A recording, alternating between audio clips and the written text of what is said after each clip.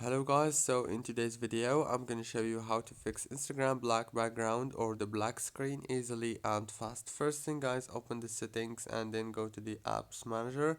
Open the apps like this and then choose Instagram. Click on this force stop and then click on the permissions right here and make sure that all the permissions are enabled from the first one to the last one.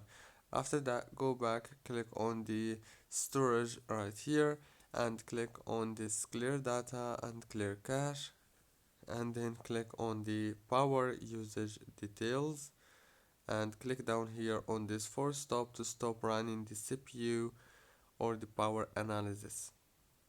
Go back, click on the open by default option, and yeah,